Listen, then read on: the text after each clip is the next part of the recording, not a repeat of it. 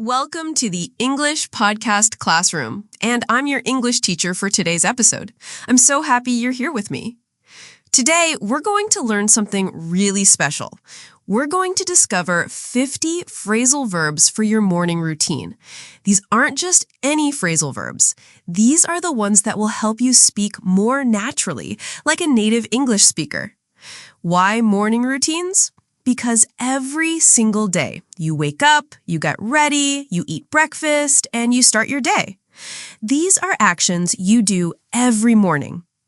When you learn English words and phrases that match your daily life, you remember them much better. You use them more often.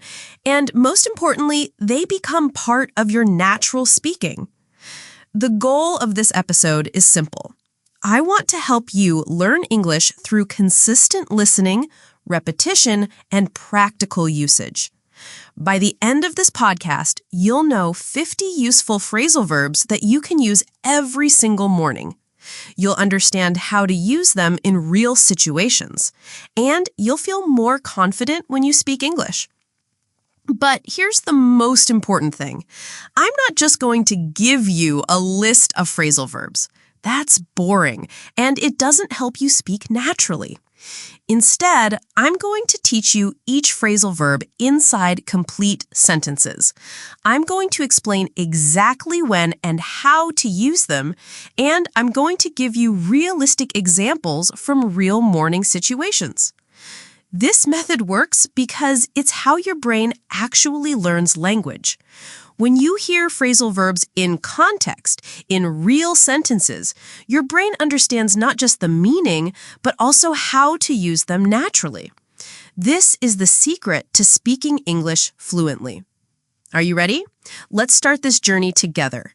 By the end of this episode, your morning routine will become your English learning routine. Every morning will be a chance to practice and improve your English skills. Why sentence-based learning works. Before we dive into our 50 phrasal verbs, I want to explain something really important. Why do we learn phrasal verbs in sentences instead of just memorizing lists? Think about this. When you were a child learning your first language, did your parents give you a dictionary and say, memorize these words? Of course not. You learned language by hearing complete sentences, by understanding meaning in context, and by repeating what you heard. Learning English phrasal verbs works the same way. When I tell you that get up means to wake up and leave your bed, that's useful information. But when I say, I always get up at 6:30 in the morning because I need time to exercise before work, now you understand not just the meaning, but exactly how to use it in your life. This sentence-based learning method helps you in 3 important ways. First, it helps you speak fluently. When you learn phrasal verbs in complete sentences, your brain remembers the whole pattern, not just individual words. So when you're speaking, the words flow naturally together. You don't have to think about grammar rules or worry about making mistakes. The sentence pattern is already in your memory. Second, it helps you understand real conversations. Native English speakers don't use phrasal verbs alone. They use them in sentences with other words in specific situations. When you learn this way, you can understand real English conversations much more easily. And third, it helps you remember better. Your brain loves stories and situations. When you learn turn on the coffee machine in the kitchen every morning, your brain creates a picture, a story, a memory. This is much stronger than just memorizing turn on means start a machine. Let me give you a simple example from morning life. Imagine you're learning the phrasal verb wake up. I could tell you, wake up means stop sleeping. That's correct, but it's not very helpful. Instead, let me teach you this way. My alarm clock rings at 7 a.m. and I wake up slowly. I don't like to wake up quickly because it makes me feel stressed. On weekends, I wake up naturally without an alarm, usually around 8:30. Now you understand not just the meaning, but how wake up works in real life. You know it can be slow or quick. You know it can happen with an alarm or naturally. You have a complete picture of how to use this phrasal verb. This is exactly what we're going to do with all 50 phrasal verbs today. Each one will come with clear explanations, realistic examples, and practical sentences that you can use in your own morning routine. The 50 phrasal verbs. Main content. Now let's learn our 50 phrasal verbs for your morning routine. I've organized them into 3 parts of the morning: waking up and getting ready, breakfast and home chores, and leaving the house to start your day. For each phrasal verb, I'll say it clearly, explain what it means, give you a realistic morning situation, and offer an extra example or variation. I want you to listen carefully, and when I ask you to repeat, please say it out loud. Speaking out loud is very important for learning. Part 1. Waking up and getting ready. 1. Wake up. Wake up means to stop sleeping and become conscious. Here's how you might use it. I wake up at 6:30 every morning when my alarm starts ringing. Sometimes I wake up before the alarm because I'm excited about the day. Repeat after me. I wake up at 6:30 every morning. You can also use it for other people. My daughter wakes up much earlier than me on school days. 2. Get up. Get up means to physically leave your bed and stand up. Listen to this example. After I wake up, I usually stay in bed for 5 minutes checking my phone. Then I get up and start my morning routine. Repeat. I get up and start my morning routine. Here's another way to use it. My husband gets up immediately when the alarm rings, but I need a few minutes to get up slowly. 3. Turn off. Turn off means to stop a machine or device from working. Here's a typical morning situation. The first thing I do when I wake up is turn off my alarm. If I don't turn off the alarm quickly, it will keep ringing and wake up my family. Repeat. I turn off my alarm when I wake up. You can turn off many things in the morning. I turn off the air conditioning, turn off the fan, and turn off the nightlight. 4. Turn on. Turn on means to start a machine or device. Here's how you use it.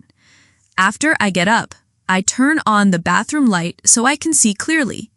Then I turn on the water heater so I can have a hot shower later. Repeat. I turn on the bathroom light. This phrasal verb is very common. Every morning, I turn on my coffee machine, turn on the radio for news, and turn on my computer for work. 5. Switch on. Switch on means the same as turn on, to start a machine or device. British English speakers use this more often. Listen. I switch on the bedroom lights because it's still dark outside.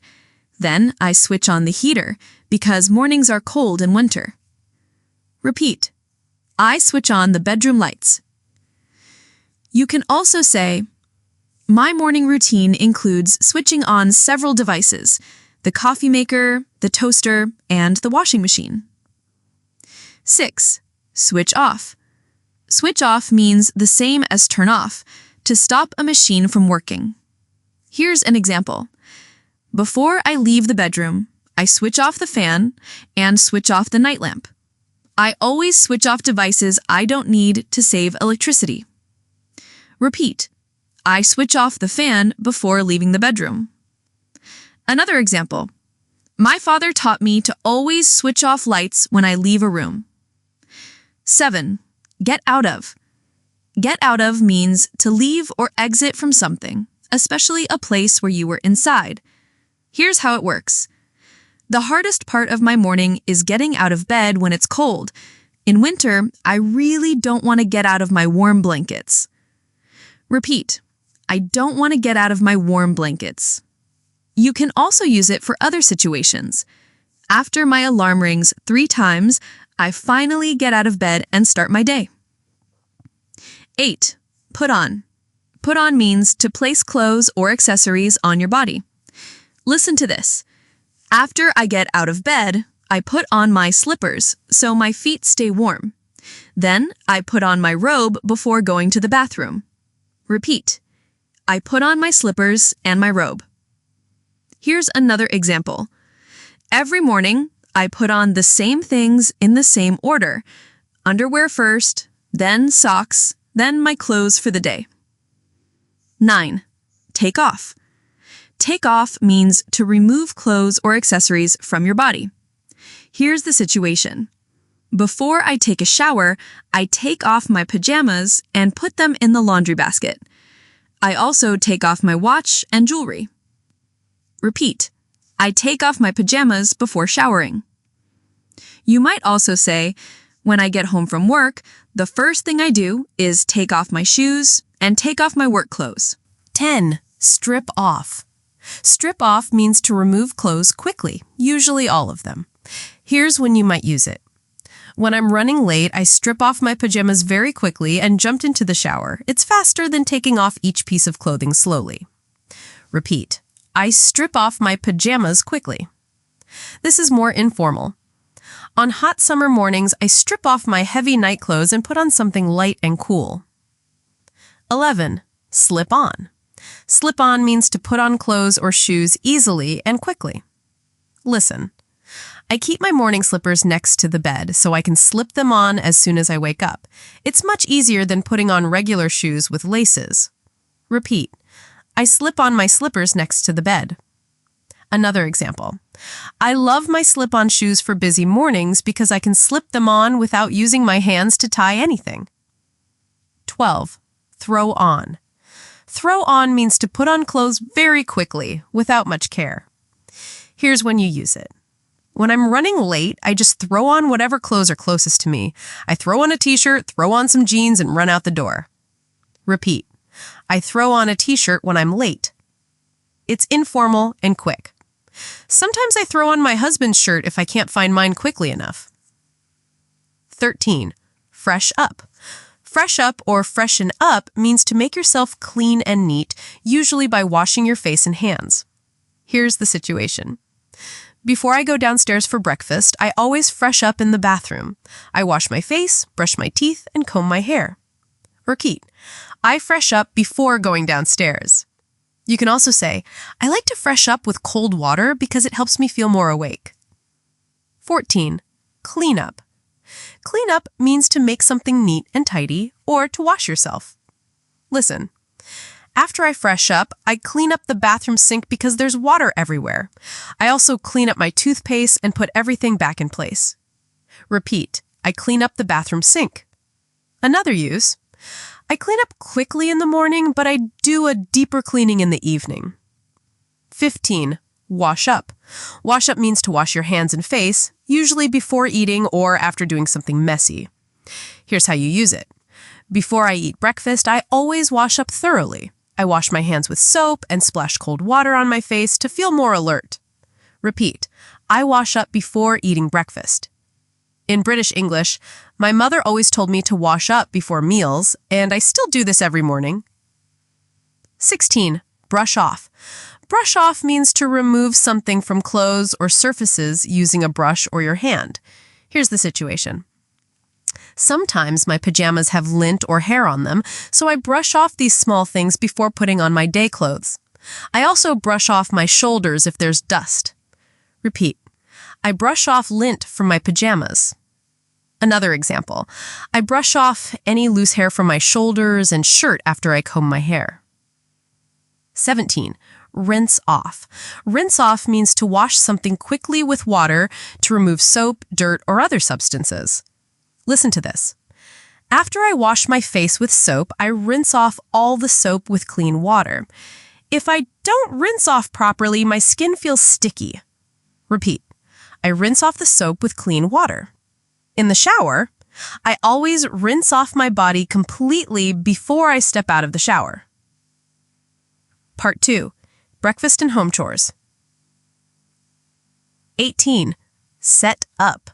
Set up means to prepare or arrange something for use. Here's how it works. Every morning, I set up the coffee machine with fresh water and coffee beans.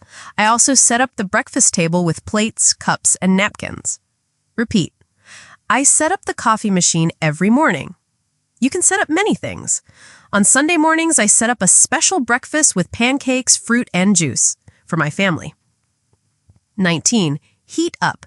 Heat up means to make something warm or hot. Listen to this.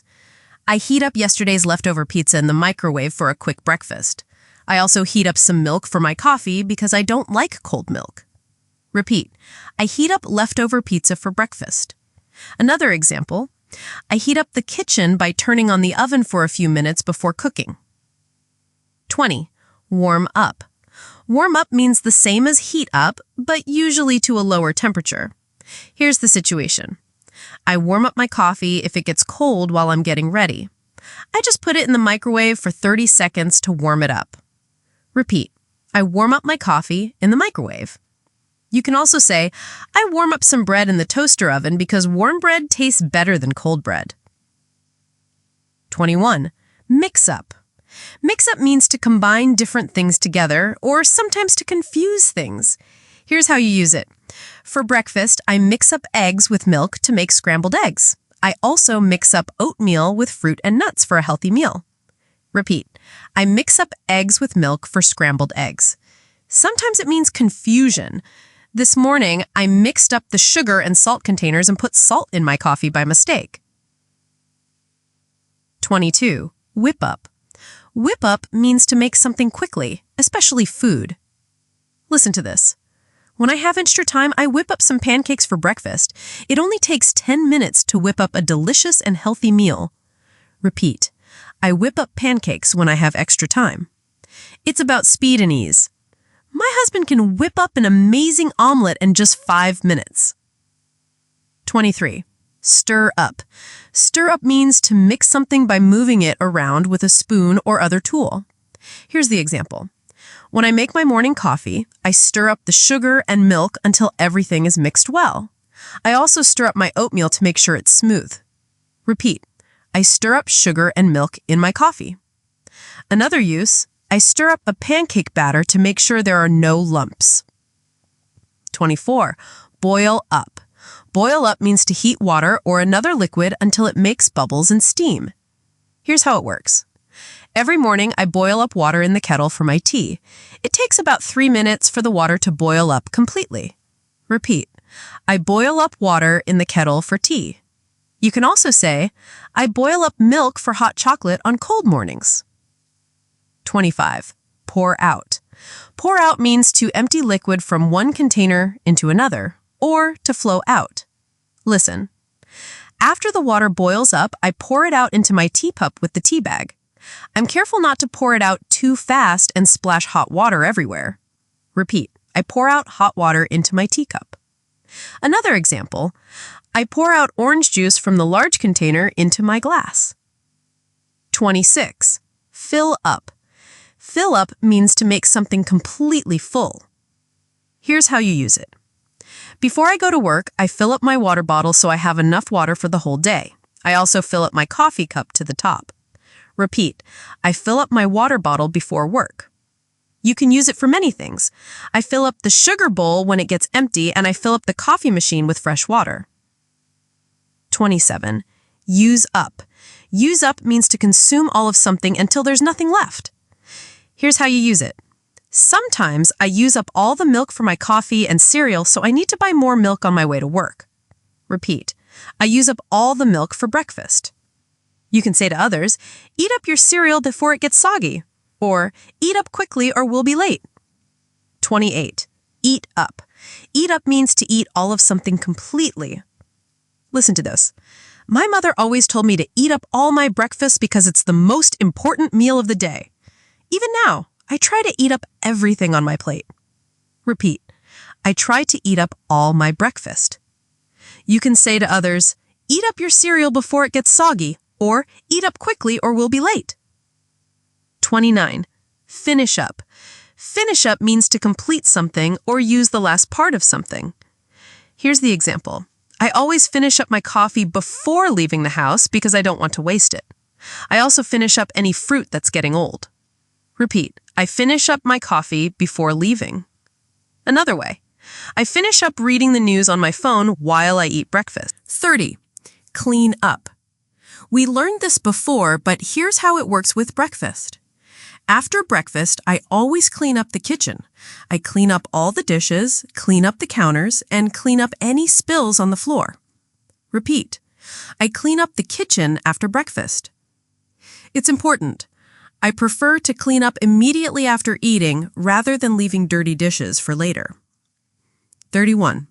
Clear up. Clear up means to remove things and make a space neat and empty. Here's how you use it. After breakfast, I clear up the table by putting all the dishes in the dishwasher. I also clear up the newspapers and put them in the recycling. Repeat. I clear up the table after breakfast. Another example, I clear up the kitchen counter so it's ready for dinner preparation later. 32. Tidy up. Tidy up means to make something neat and organized. Listen. Before I leave for work, I tidy up the living room by putting cushions back on the sofa and folding the blanket. I also tidy up any books or magazines. Repeat. I tidy up the living room before work. It's about organization. I tidy up quickly each morning so I come home to a neat house in the evening. 33. Put away. Put away means to place something in its correct or usual place. Here's the situation. After I finish my breakfast dishes, I put them away in the cupboard. I also put away the cereal box and put away the milk in the refrigerator. Repeat. I put away the dishes in the cupboard. Another example, I put away my pajamas in the drawer and put away my slippers under the bed. Part 3. Leaving the house and starting the day. 34. Get ready. Get ready means to prepare yourself for something, usually by doing several tasks. Here's how you use it. After breakfast, I get ready for work by checking my bag, getting my keys, and making sure I have everything I need for the day. Repeat. I get ready for work after breakfast. It's a process. It usually takes me 45 minutes to get completely ready in the morning. 35. Pack up. Pack up means to put things into a bag, box, or container. Listen. Every morning, I pack up my laptop, notebook, and pens in my work bag. I also pack up my lunch in a small container to take with me. Repeat. I pack up my laptop in my work bag. Another example, I pack up my exercise clothes and water bottle in my sports bag. 36. Pick up. Pick up means to lift something from a surface or to collect something. Here's the situation.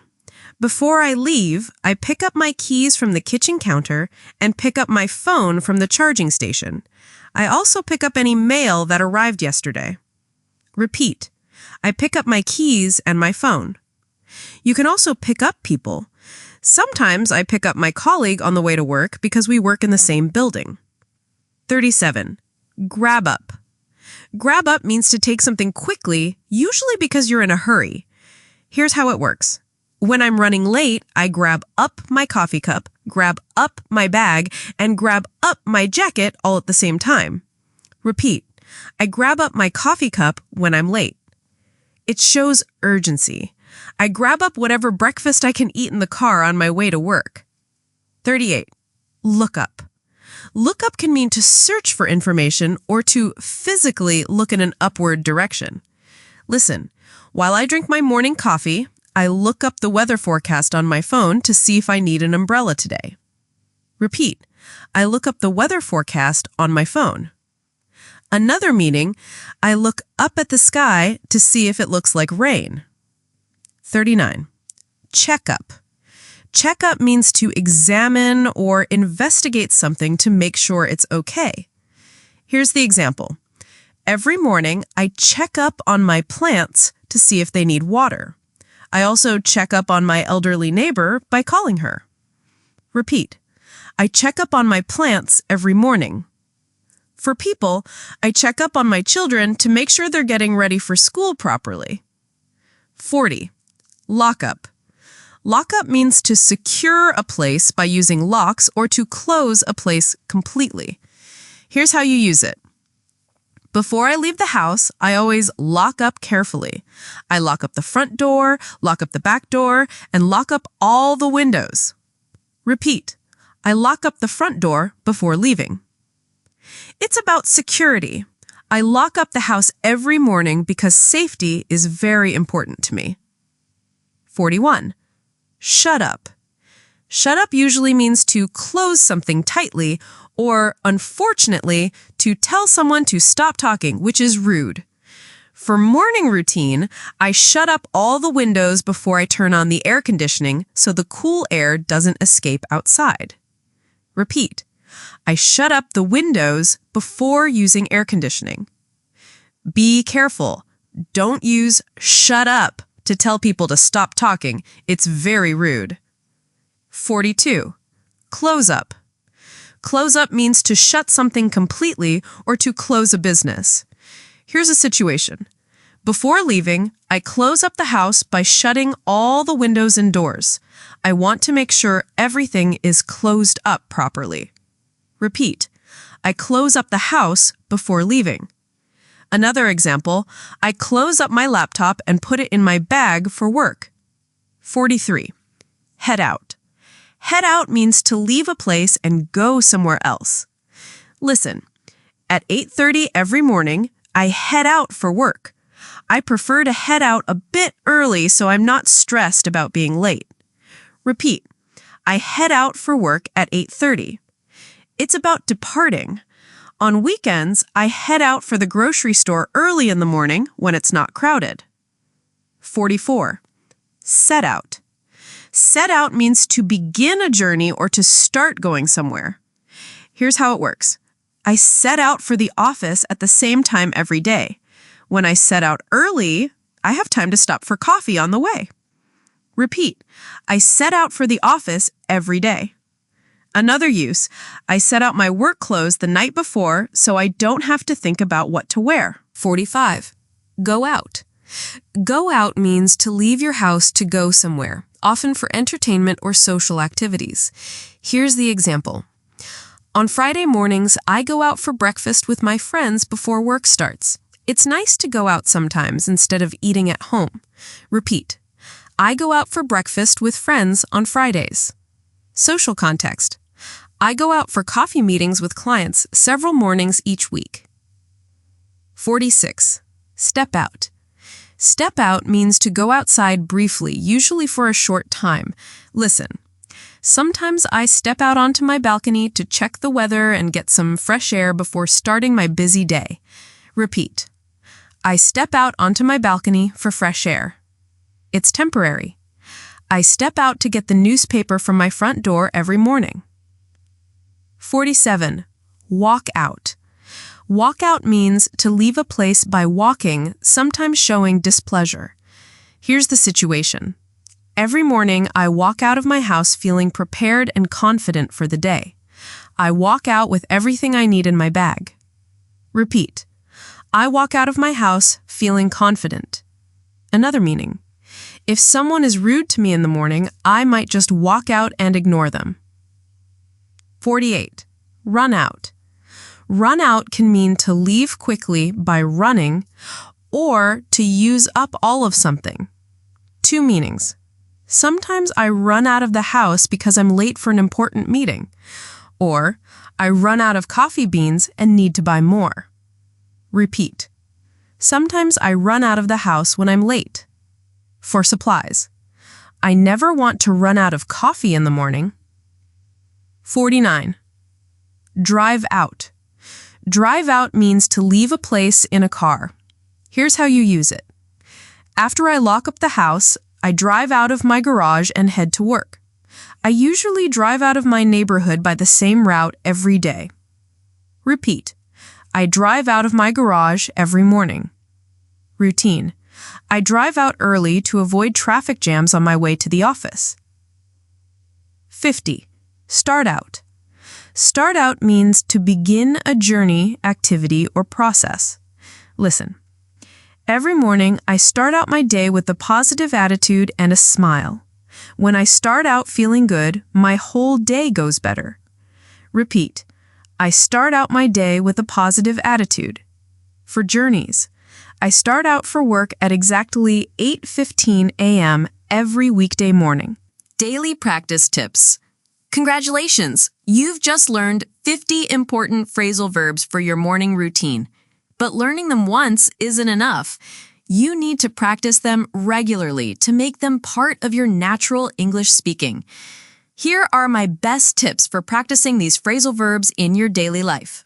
First, use the shadowing technique. This means you listen to this podcast again and you repeat everything I say at the same time I'm saying it. Try to match my rhythm, my pronunciation, and my intonation. This helps your mouth muscles learn the correct way to pronounce these phrasal verbs. Practice shadowing for 10 minutes every day.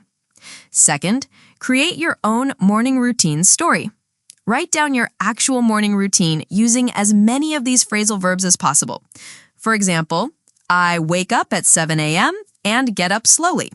I turn off my alarm and put on my slippers. Then I head to the bathroom to freshen up. Keep writing until you use at least 20 of our phrasal verbs. Then read this story out loud every morning while you're actually doing these actions.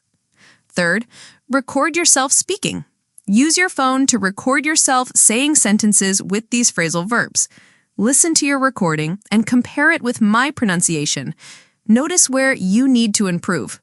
Record yourself every week to hear your progress. Fourth, make flashcards with situations, not just definitions. Don't write, wake up equals stop sleeping. Instead, write, I wake up at 6:30 a.m. when my alarm rings, on one side, and the phrasal verb wake up on the other side.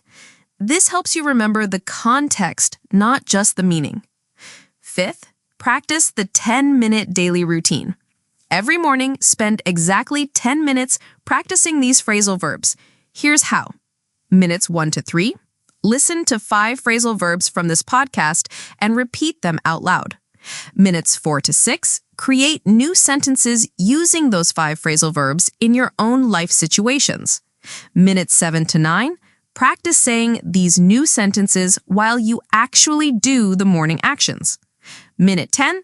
Write down one new sentence using a phrasal verb you learned today. Sixth, use technology to help you. Set reminders on your phone to practice one phrasal verb every hour. When the reminder rings, make a sentence with that phrasal verb about what you're doing right now. This connects the phrasal verbs to your real life throughout the day. Seventh, find a practice partner. If you have a friend who's also learning English, practice these phrasal verbs together. Tell each other about your morning routines using these new phrases.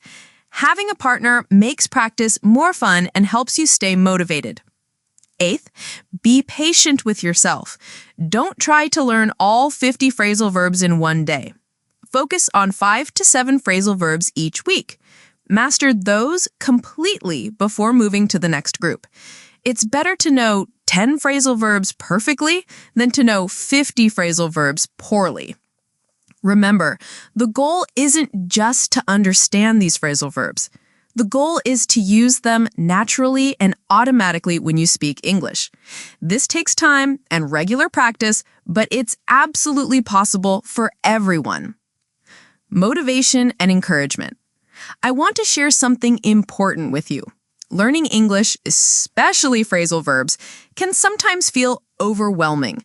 You might think, there are so many phrasal verbs in English. How can I possibly learn them all? Here's the truth. You don't need to learn all phrasal verbs. You need to learn the ones that are useful in your daily life. And that's exactly what we did today.